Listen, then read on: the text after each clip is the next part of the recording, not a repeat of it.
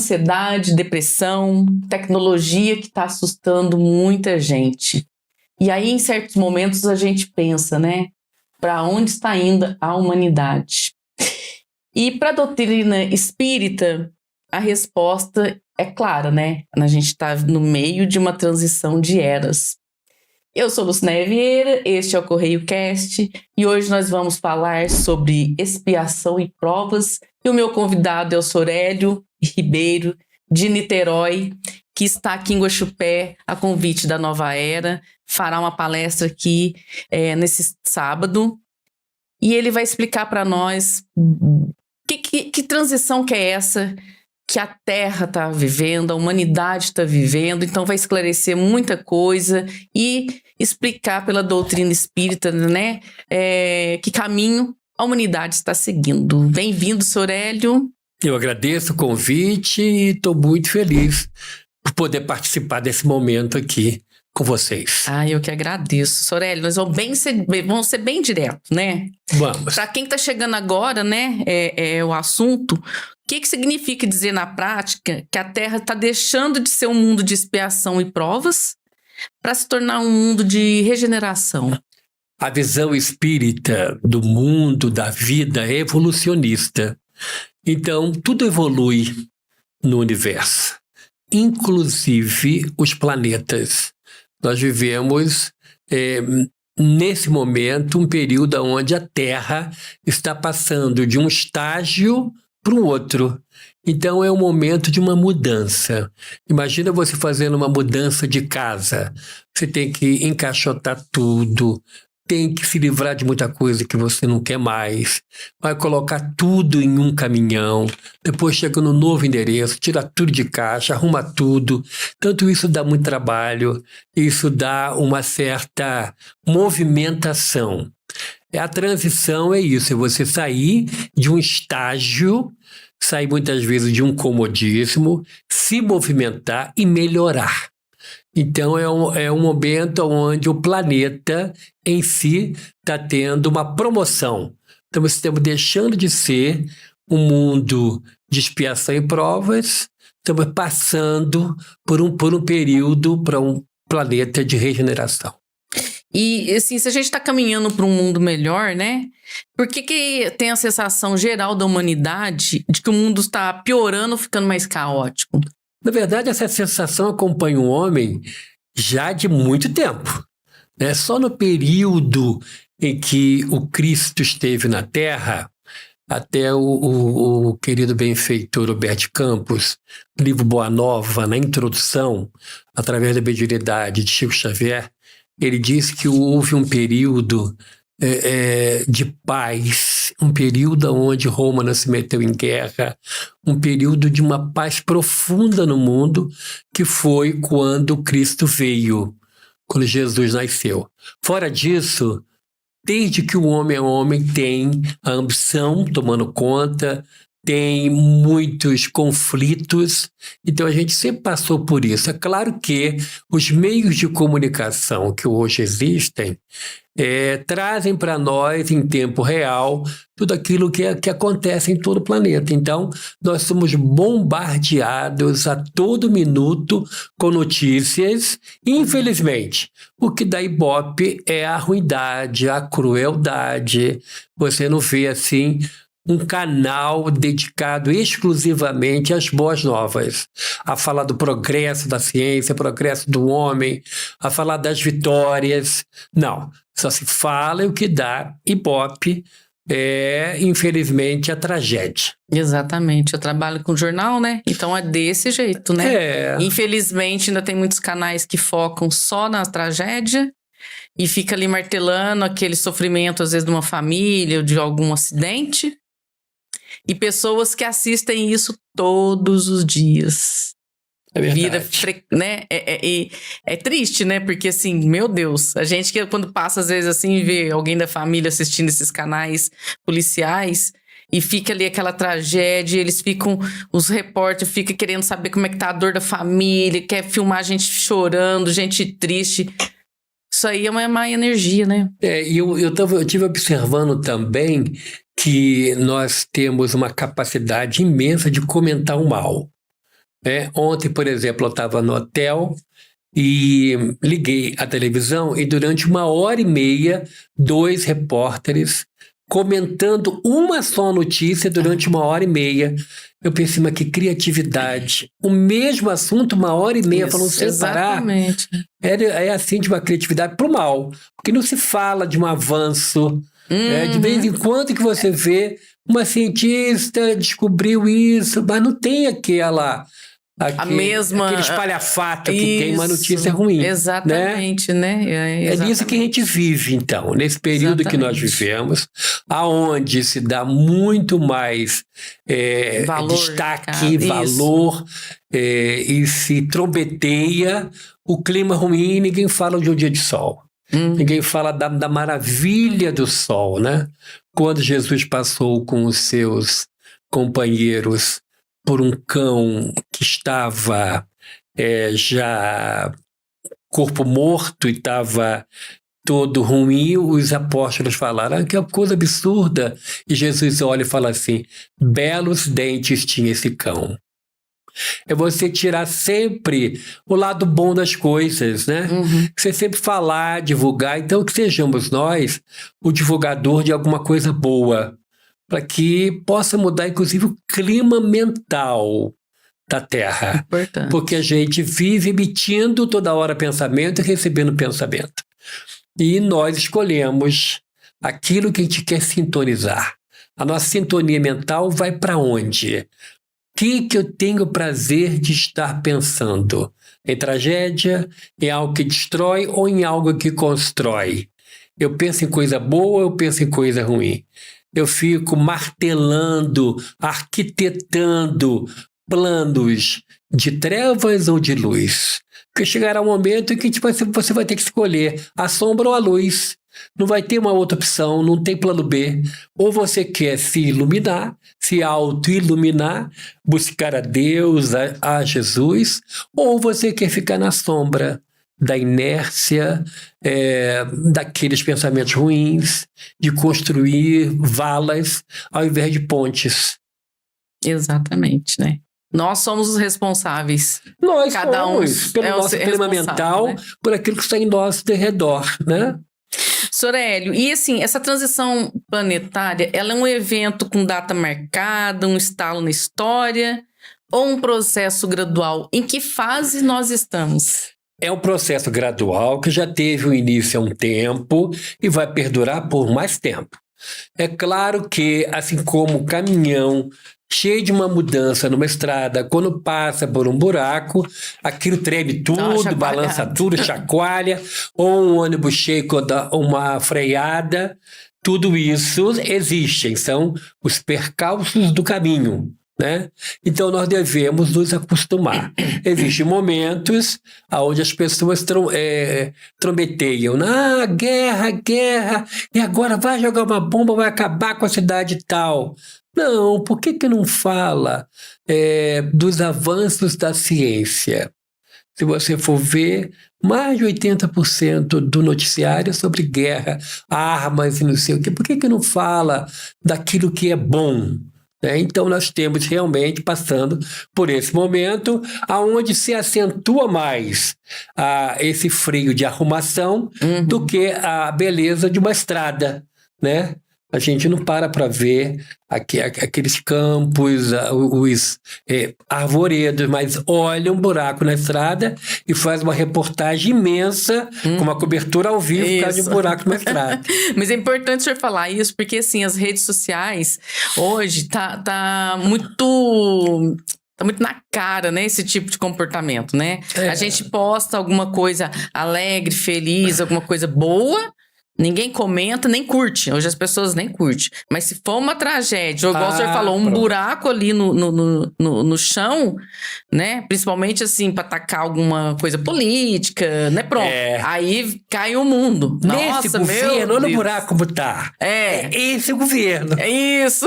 Aí mudou pro outro governo que é dele, mas é só um buraco. Ai, nossa, vamos focar em outra coisa, né? Exatamente. Vai mudando, né? Mas o comportamento das pessoas não mudam. É verdade. Então, é o modo como você vê a vida. Eu tive oportunidade, estando aqui, Eu fui em Arceburgo Isso. anteontem, e ontem eu fui em São Sebastião do Paraíso. Apesar de ser viagem noturna, eu pude observar a paisagem. E é bem diferente aqui, esse microsistema daqui é diferente lá do estado do Rio de Janeiro. Então eu observei árvores diferentes, montes, estradas, casinhas assim lá atrás no fundo. Tudo isso é um modo como você vê e você valoriza aquilo que vê. Então é você acentuar o lado bom daquilo que você está vendo. É uma transição? Mas toda mudança faz necessária. É necessário quebrar para que você tenha alguma coisa boa, né? A minha avó materna dizia assim, tem que chacoalhar para ser alguma coisa boa de sair. Porque ela fazia muito bolo, eu fazia, mas vovó, não se tinha batedeira naquela época, né? Tudo na mão, e ela batia aquela clara, tinha aqueles batedor de arame, né? Uma força, mas tem que ser assim, vovó. Tudo tem que ser forte para o resultado ser positivo. Bacana aí. Então a gente tem que fazer a nossa força e parar de ficar dando ibope pro mal. Tem que falar das coisas boas. Olha quanta coisa boa que vem numa pesquisa científica. Sim. Que você vai descobrir. Ontem, por exemplo, eu vi uma notícia assim pequenininha, mas que era uma coisa magnífica, de uns cientistas lá no Japão que estão modificando uma célula tronco para resolver um problema grave do Parkinson. Isso. Tu leu isso? Já vi. Agora, cadê a divulgação disso? Não tem. Então, o Parkinson atinge tanta gente. A gente que sofre com isso e fica recolhido em casa porque tem vergonha de sair tremendo na rua. E a pessoa anula uma existência por causa disso. E agora, com essa notícia, tem uma nova luz para essas pessoas, né? Então, que a gente aprenda a valorizar o que é bom. E tem muita coisa boa. Todo dia a medicina está com uma coisa nova. Tem muita coisa boa. A própria história do câncer, né? Hoje a pessoa tem câncer, às vezes fica com aquele medo. Eu sou uma pessoa que você fala, gente, a medicina está tão avançada, a tecnologia está tão avançada, a gente não tem que ter medo, né? E fazer a nossa parte, cuidar da saúde, né? Antes de vir para cá, eu sempre gosto de ler um pouco sobre a cidade, a região. E aí eu descobri que uma determinada marca de café, ele é produzido aqui. E eu consumo lá no estado do Rio, na cidade onde eu moro. Aí eu falei assim, mas nunca ninguém me disse isso, que é de Guaxupé. Aí chegando aqui, conversando com as pessoas, é a capital nacional do café. Eu fui na cooperativa. Meu Deus, eu me encantei. Você adorou lá. Porque eu gosto muito de café. E depois que eu descobri o tal do café gourmet, pronto. E aqui eu fiquei maravilhado com tanta opção. Então por que a gente não vai ver o lado bom disso? Sim, exatamente. Né? A produção, como é que a ciência ajuda, como que se tem a seleção do café. Eu vi plantações de café. Achei aquilo maravilhoso. Você nunca tinha visto? Já tinha visto, mas não de tão perto.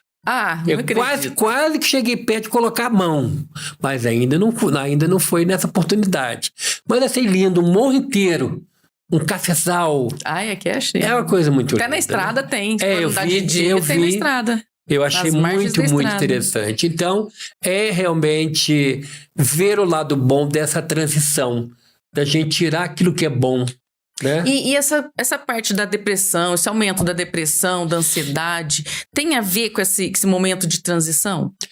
Também tem, mas nós somos um mundo. Cada qual é um universo. Você tem a sua história espiritual, reencarnatória. Você hoje é uma soma de todas as suas experiências anteriores, das suas vidas anteriores. Você, antes de voltar à Terra, você se comprometeu com a sua melhora. Você se comprometeu a reencontrar-se com as pessoas que você precisa reencontrar. E no grupo familiar, você tem as pessoas com as quais você tem que conviver. E com isso, nós temos os nossos conflitos. Os conflitos internos vai muito também da falta de Deus. como que Deus faz falta quando uma pessoa não tem um ideal na vida. É aquele materialismo, aquele consumismo desenfreado, ele causa essas doenças comportamentais e que tem, claro, os fármacos, os remédios que ajudam. Mas sempre que possível faça o bem. Você sair de si. Você parar de pensar só eu, os meus, e começar a ver no outro uma pessoa igual a você, você vai começar a colocar em prática aquilo que o professor Allan Kardec disse, que resume bem o nosso comportamento na Terra. Fora da caridade não existe salvação. É você movimentar-se para ajudar as pessoas. Isso é algo que é tão importante para nós, dá um novo significado na vida. Então, você raramente vai ver uma pessoa ocupada com uma tarefa social em depressão, que não tem tempo. Porque ocupa a vida de tal forma, a alegria, o modo de viver. Por exemplo, está lá com as crianças. Eu trabalho, a nossa casa espírita é um trabalho assistencial, são 120 crianças. Então, a minha mulher administra lá o dia a dia e eu presido a instituição. Aquilo é algo que a gente supera qualquer dor. A alegria daquelas crianças. Ontem a gente entregou o restinho que tinha da campanha dos agasalhos e dos cobertores. Foi tanto sorriso, tanto abraço, tanto beijo, que a minha mulher falou assim, eu cheguei em casa sem dor nenhuma. É verdade. Porque é tão bonito você fazer o bem. Você ser útil. E com uma coisa tão simples, né? Um agasalho ou um cobertor. Agasalho, mas às vezes são assim, são pessoas muito pobres. Sim. São 8 pessoas numa cama, uma coberta, aí fica, puxa para um lado, sai para o outro. Então agora já tem 2. Já dá para dividir 4 com uma, 4 com outra, né? Então, quando a pessoa está envolvida com isso, afora também um outro problema espiritual, que são as obsessões. As obsessões podem trazer, como diz lá o professor Allan Kardec, no Evangelho segundo o Espiritismo, na prece pelos obsediados, no capítulo 28, no preâmbulo ele fala de que uma obsessão muito prolongada pode causar doenças. São aquelas doenças que a medicina não consegue fechar diagnóstico. Toma remédio e não consegue, a criatura não melhora. E quando vai ver, é um processo obsessivo. Então essas doenças, tão modernamente hoje, que tem esses remédios, muitos remédios de ponta, mas que causam uma certa dependência também. Tem que ter um médico acompanhando, não se pode repetir receita por conta própria. Tem que ir no médico, o médico analisar, ver se a pessoa melhorou, quem muda para um mais fraquinho. Você não cria dependência e a pessoa não consegue se livrar. Essas doenças podem ter também uma origem espiritual, da importância de Deus em nossas vidas. Quando Deus falta, tudo dá errado. Não seja qual seja a sua opção religiosa, meu querido, minha querida que está nos assistindo, faça a sua profissão de fé. Vá, frequente com regularidade. Não vai só quando o calo aperta, não. Vai na igreja, vai na casa espírita, onde você for, na sinagoga, na mesquita, vá. Procure Deus. E Deus vai ser a completude que te falta.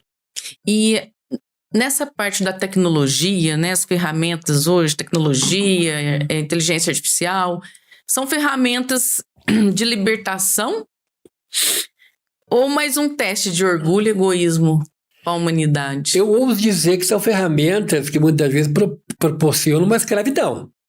Porque a criatura não consegue se livrar de um apêndice que é o celular. Verdade. E fica e vai dormir olhando e bota do lado, que qualquer barulhinho abre para ver, e vai nas redes sociais e coloca, e você só vê colocar coisa boa, né? Sim. Se você faz um bolo que deu errado, você não vai, ninguém põe. Não vai tirar foto. Um dia que você acordou descabelado, ninguém põe. Não vai. Tem que se produzir para dizer que a sua vida é maravilhosa. Quando, na verdade, proporciona uma escravidão. Então, em tudo não me é lícito, mas nem tudo me convém, nos ensina Paulo de Tarso. A gente deve sempre usar com moderação também. A inteligência artificial, a gente vê também muitos problemas ocasionados quando ela induz ao suicídio. E tem vários casos já de suicídio proporcionado por sugestões de inteligência artificial. O suicídio, inclusive, é uma porta falsa, porque ninguém morre. Está provado cientificamente que ninguém morre. Eu falo cientificamente porque muita gente esqueceu ou não sabe. Mas na década de 70, Chico Xavier sofreu uma perseguição gratuita. Pessoas de má índole diziam que as cartas consoladoras eram fraudes. E aí um grupo de amigos, capitaneado pela doutora Marlene Nobre, resolveram fazer uma pesquisa científica. E um perito grafotécnico, ele pediu licença a 40 famílias que receberam as cartas de Chico e levaram ao cartório para reconhecer a firma do espírito que assinou a mensagem. E Chico Xavier era portador de uma mediunidade tão extraordinária que na hora do espírito assinar a mensagem, a mão dele se transformava num lápis. Então o espírito assinava como assinava na terra. De 40 cartas que foram levadas a 40 cartórios espalhados pelo país inteiro, década de 70 não tinha facilidade hoje. Tinha que ir no cartório. 40 assinaturas foram reconhecidas como autênticas.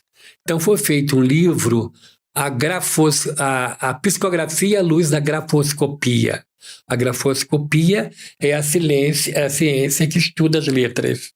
E esse livro, desse perito grafotécnico, Pirandello, é o sobrenome da família dele, italiano, ele provou cientificamente que a morte não existe. Porque se a assinatura do espírito comunicante na carta consoladora teve a firma reconhecida em cartório, não há o que se questionar. Então, a morte não existe, todo mundo continua vivo. E percebemos hoje, em pleno século XXI, muita gente morrendo de medo de morrer, né? E ainda preocupado com isso, como se não existisse essa realidade, que é um fato inquestionável. Não é um dogma religioso para nós espíritas, é um fato cientificamente comprovado. Ninguém morre. E isso é altamente consolador. Então você, meu irmão, minha irmã que está assistindo a esse momento, esse podcast, tenha essa certeza, ninguém morre. O seu ente querido que partiu foi só para uma outra dimensão, continua vivo, continua te amando, recebendo os seus pensamentos. Então sempre agradeça. Pense nele, pense nela, mas no momento agradável. Não pensa naquele corpo inerte no caixão, não, que isso traz tristeza. A gente sabe que quando nós transformamos essa dor em desespero, a criatura sofre lá, né? Você vê no filme Nosso Lar, uma mocinha, Nosso Lar 1, uma mocinha que partiu da terra pela tuberculose e estava revoltada no mundo espiritual. É uma cena onde a enfermeira Narcisa estava atendendo os recém-chegados na Terra. E aí abre uma tela, aparece a mãe dela orando por ela. E ela melhora, sente um alívio. Então, se você tem um ente querido que partiu, ore por ele. Agradeça os momentos agradáveis que passaram. E, com isso, a criatura do outro lado vai ser ajudada. A vida continua. Voltando lá no nosso teminha. Volta porque se você me puxar, eu vou longe. Tem muito assunto, né?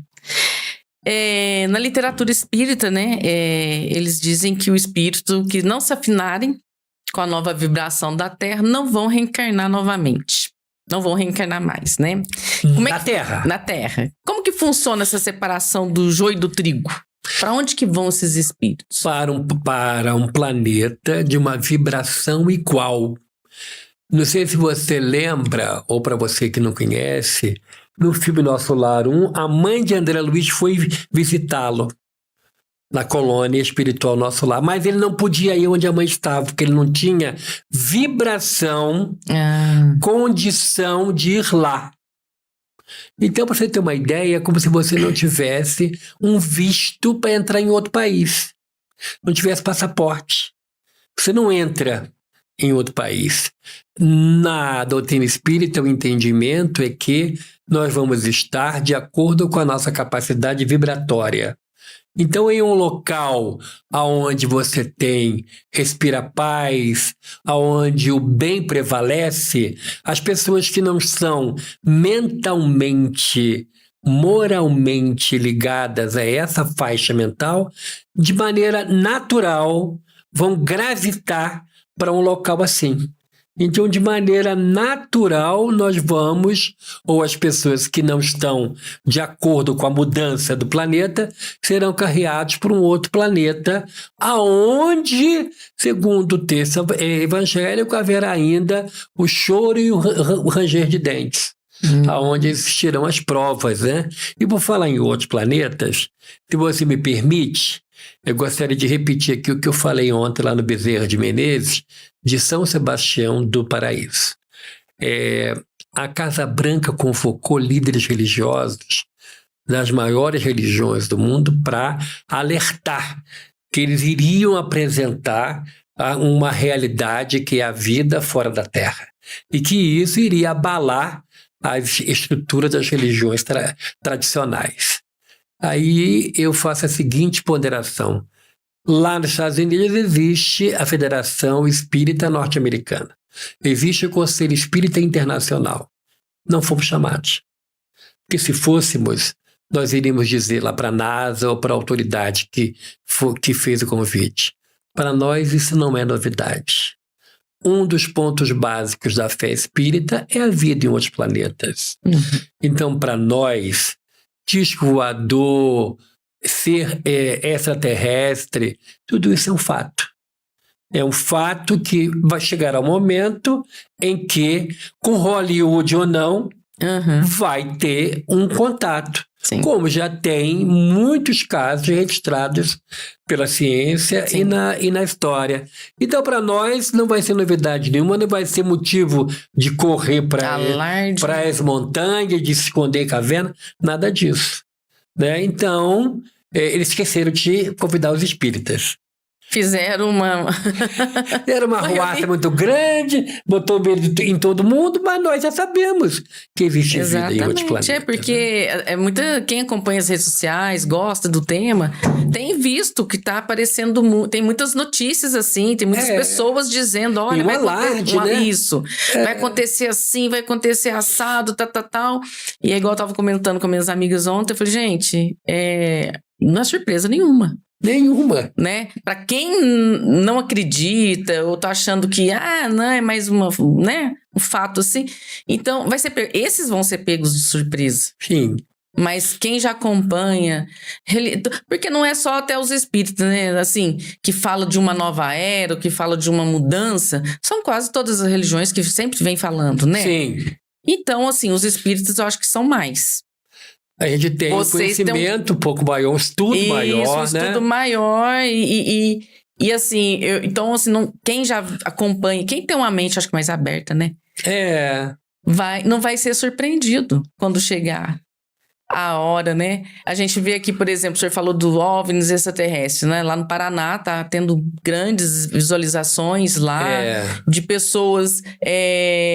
Teve um rapaz lá, o veterinário, e agora teve donas de casa que estão relatando, tá vendo algumas coisas, né? Filmagens e tudo, coincidindo com os Estados Unidos de liberar informações da NASA sobre os extraterrestres OVNIs já registrados na história do mundo.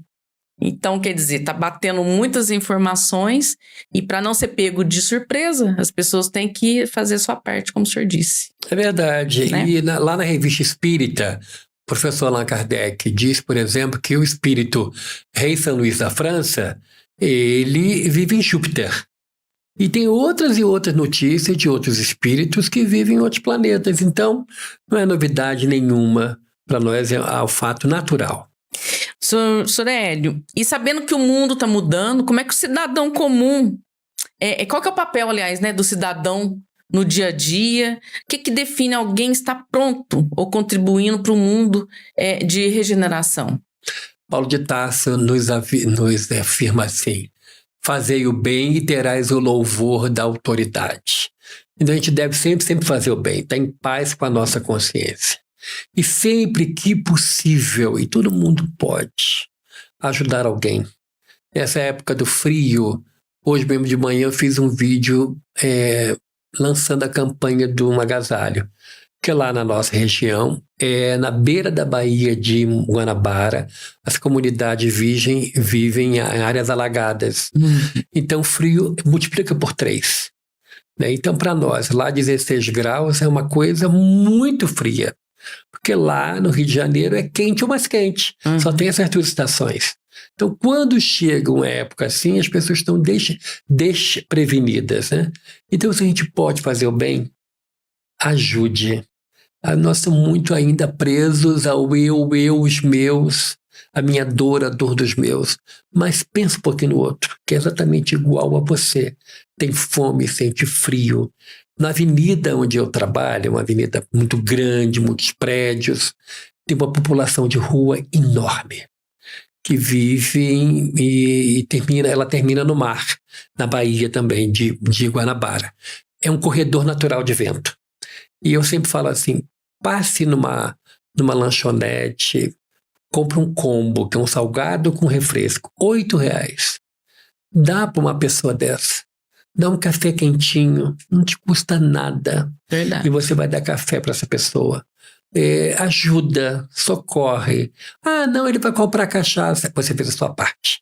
O que ele vai fazer, o problema vai ser dele se ele usar errado. Mas ajude, conforte. Que vale a intenção, né? O que vale é a intenção, as pessoas ajudam, são socorridas. Então, Deus leva sempre em conta. E às vezes é até uma ajuda simples assim, um picolé, um sorvete, um cafezinho. Até pode ser um trabalhador que você está vendo ali, gari com sede, né? Um cafezinho. Às vezes, assim, não é até às vezes, pelo objeto, pela refeição, mas às vezes está levando até uma esperança. Às vezes naquele dia a pessoa está tão desesperançosa também, ou chateada, e quando vem alguém assim, oferece alguma coisa, sem pedir nada em troca, né? Não é? Leva para a pessoa uma esperança, um carinho, fala, nossa, que bom, estou sendo vista, estou sendo lembrada, alguém pensou em mim, né? É umas atitudes assim simples, né, que faz diferença. Uma amiga advogada como eu estava dizendo que errou na medida, fez uma quantidade maior para o almoço, e aí mora num prédio, e ela pensou assim, eu vou guardar isso, ver a comida velha para amanhã, eu vou botar numa quentinha, que é aquelas vasilhinhas de isopor, né? Vou levar pro porteiro. E quando chegou lá, ela deu a comida, assim, quero lhe dar um pouco do meu almoço. O porteiro chorou. Ele falou, mas por que você está chorando? Porque a minha comida azedou. Olha aí. Eu não ia ter o que comer. Olha como é que Deus age. Exatamente. Então, faça o bem. De início vai ser ainda como um dever. Mas depois você vai transformar esse dever em um direito. Você tem o direito de fazer o bem. Se você colocar mentalmente nessa postura, vai ser mais fácil. Exatamente, né? E a dor vai ser uma ferramenta necessária nesse mundo de regeneração? Eu creio que não como é hoje. Hoje a gente vê a dor como um freio e um grande ensinamento. Né? Nós recebemos no atendimento fraterno da nossa casa espírita, que é uma cidade, São Gonçalo, onde eu vivo, 1.100.000 habitantes. Então a casa espírita tem muita gente, vai muita gente, bem diferente, uma realidade diferente do que cidades menores. E muita gente vai reclamar de dor, seja dor física, dor moral. Quando a dor é física, eu costumo dizer assim, você já conseguiu entender o recado que ela trouxe? Mas qual o recado? O recado da dor. Qual o recado que ela trouxe? Mas eu não estou entendendo. Entenda. O que ela quer dizer? Qual o recado? Será que é um freio? Será que a dor está falando assim, diminui o ritmo? Você está num ritmo alucinante. Diminui o ritmo. E aí lembro de um benfeitor espiritual que recomenda assim para as pessoas que estão num estresse muito grande, ele fala assim, para um pouquinho, tira meia hora, senta, porque lá é à beira-mar. senta num banquinho e fica olhando as ondas. Fica olhando a onda quando chega na areia. Vai para seu jardim, vai para uma pracinha, olha o vento nas folhas. Fica olhando. Olha para as nuvens. Ou seja, para a gente acerenar. Diminuir o ritmo. E muitas pessoas sofrem aquilo que a ciência explica e classifica como síndrome do pensamento acelerado. A pessoa precisa tomar remédio para dormir porque não para de pensar. Ou quando acorda pensando naqueles pensamentos, aquelas coisas ruins. A gente sofre por antecipação por uma coisa que não vai acontecer. Mas a gente, pelo pensamento, detalha uma tragédia que não vai acontecer. Porque a própria mídia, como a gente falou já, né, vai costurando em nós um comportamento mental de tragédia, de ruindade. Né? E quando você para ver a simplicidade do mundo, Deus na natureza, fica tudo mais fácil. Então, observar, como eu falei, eu não tive oportunidade ainda de viajar pelo interior agora dessa vinda, para ver na luz do sol a maravilha desse cafezal. Olha que coisa linda, a luz do sol em cima daquelas árvores que produz algo que é necessário. Quantas famílias tiram o sustento ali? Quantas famílias têm uma casa, têm comida, por causa daquilo que Deus dá? Porque quem deu o café foi Deus. Né? A gente trabalha.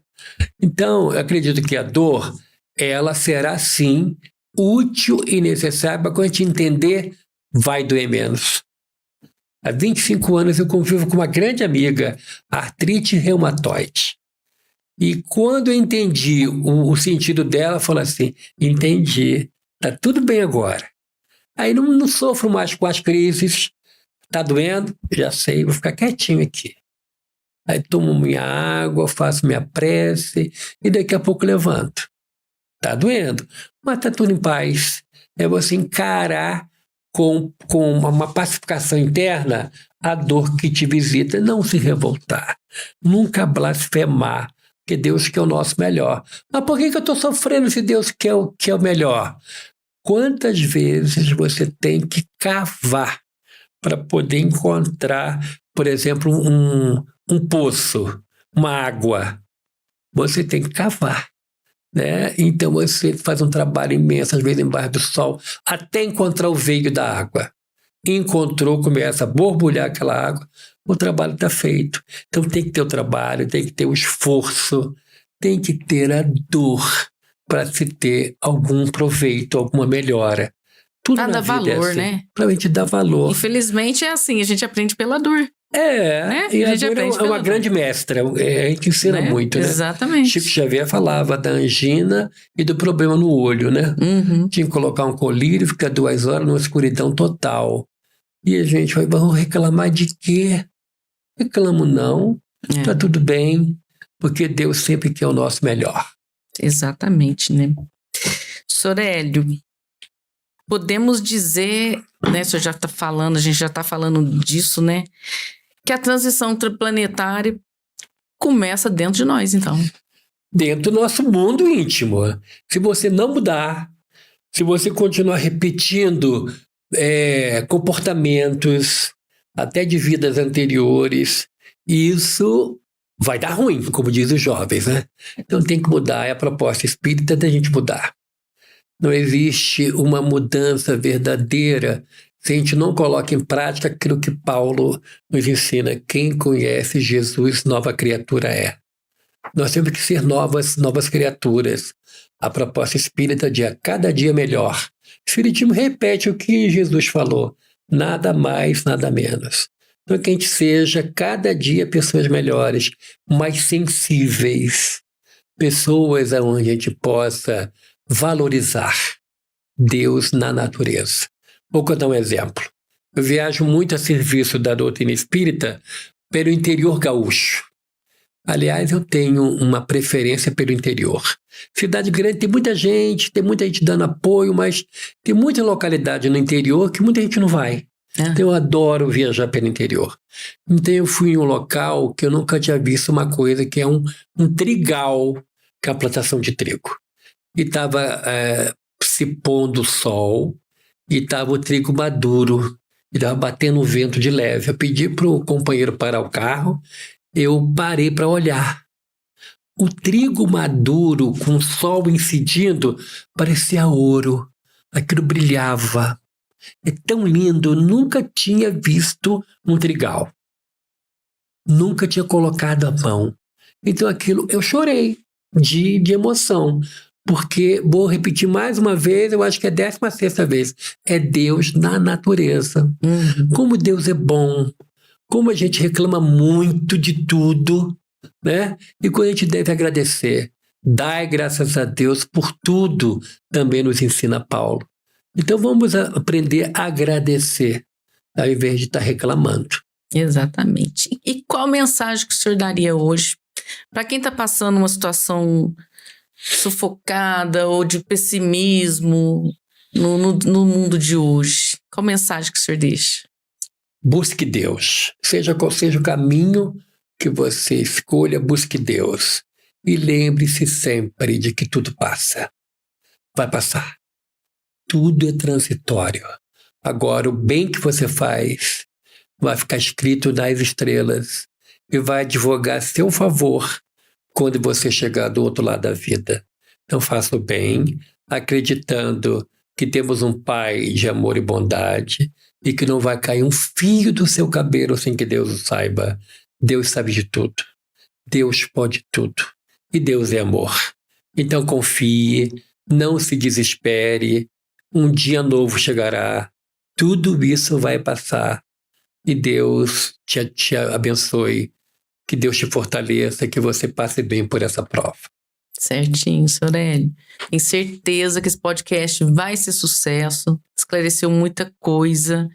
E uma mensagem muito bonita, porque Deus está aí em tudo, né? Às vezes a gente não enxerga, né? Mas quando a gente passa a enxergar, é maravilhoso. Tudo fica mais fácil. Não é? E assim, é engraçado que às vezes as pessoas falam assim, nossa, fulana gosta de ficar olhando as árvores, gosta de ficar olhando os bichos, gosta dos animais. Gente, é Deus em tudo. É Deus então, quando em a gente tudo.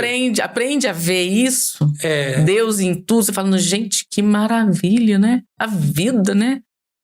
E agradecer. Verdade. Então, eu gostaria de agradecer a presença do senhor aqui. Seja muito bem-vindo, Guspé. Volte sempre pra gente visitar os cafezais aí, Dari. Traz ele pra visitar os cafezais aí. Eu queria colocar a mão no pezinho de café. Vamos ver. Ah, mas ainda consegue. Hoje ainda consegue, viu? Facinho, viu? Muito obrigado a você, a esse espaço, a essa oportunidade de estar aqui. E eu espero muito que aqueles que estão nos participando tenham momentos íntimos de vitória com Deus. A vitória maior é a vitória com Deus, porque tudo no mundo vai ficar, mas o amor de Deus é infinito. Muito obrigado. Sim, seja. Obrigada. Agradeço.